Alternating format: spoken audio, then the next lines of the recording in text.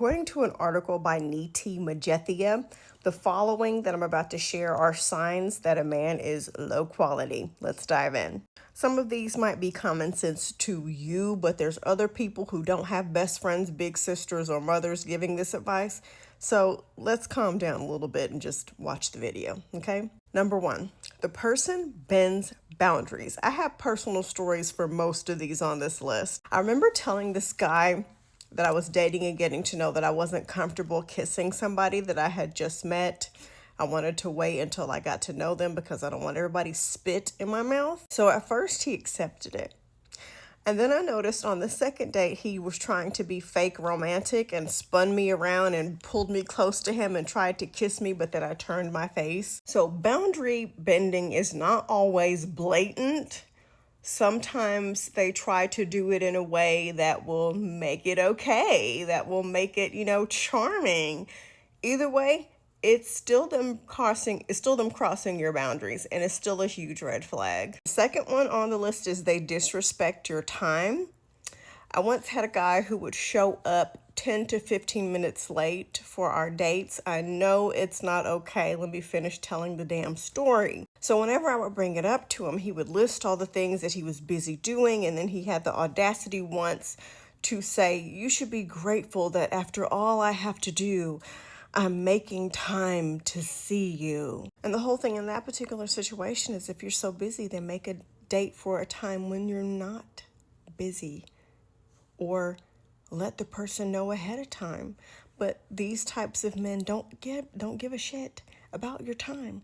They just show up whenever they want to, and it's not okay. The third one on the list is they avoid taking accountability. They somehow spin it to where everything is your fault. Well, I wouldn't have yelled at you if you wouldn't have just kept asking me all these questions about where I was last night. I wouldn't have overspent and spent all our money for the month of October if you hadn't have stressed me out. I needed an outlet. Oh, well, I was rude to you because in the third grade, my crush made fun of me. It's never an apology and changed behavior. Number 4, they use humor as an excuse to be mean. This is why when you go on red flags and a guy has somewhere in his bio, "I'm looking for someone who doesn't take themselves seriously, someone who has a dark sense of humor," something like that, because they want to make fun of you. And then when you get upset, they want to laugh about it and talk about how, "Oh my gosh, you're so serious. I can never joke around you." Here's the thing.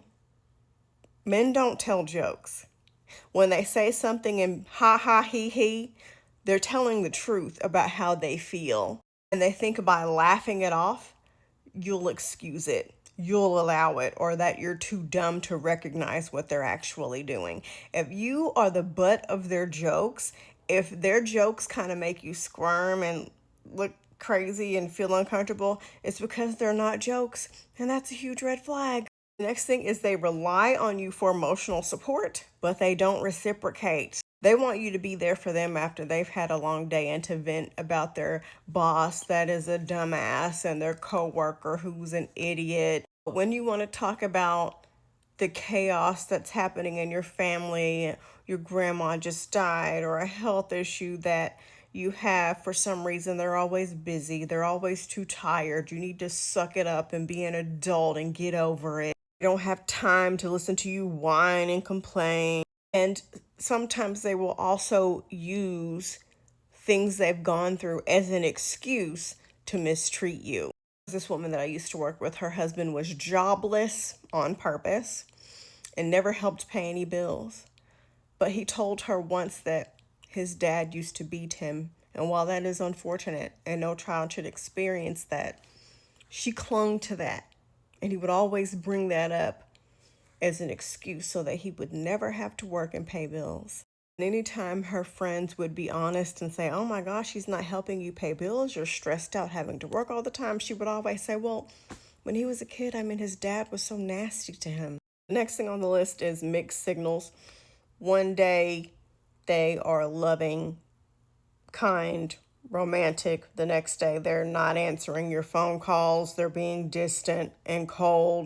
You're always trying to figure out what you may have done that is causing them to act the way that they're acting.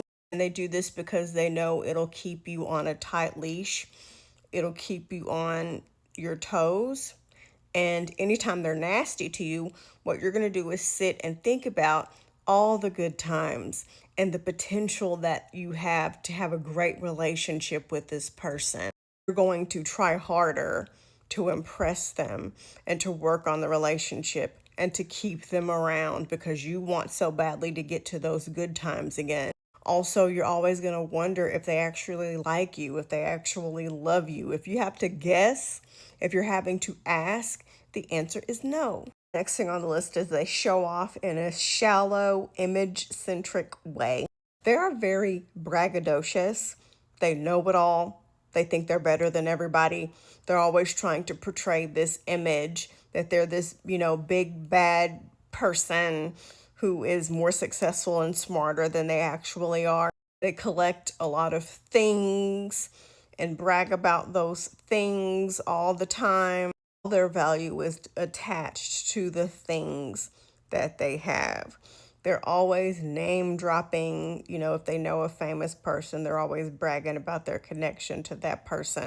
They treat people as if they're better than them. They treat you as if they're better than you. They're always condescending. There's always this, well, you don't know what you're talking about because you don't have what I have and you don't know what I know. It's okay to collect things. I collect, certain things, but pay attention to if they think that they're better than you because they have these things or because they know certain people or because they're trying to put on this image or this act to make people think that they're better than they actually are. Number 9, and lastly, they refuse to reflect and grow as a person. All they ever have is excuses. Yes, their dad was abusive to them when they were little. And again, no child should ever experience something like that. And that person's dad was positively, absolutely wrong for how they treated their child. However, when we know the root issue of something in our lives, the point is to evaluate that, do some soul searching, do some digging, and to grow from that.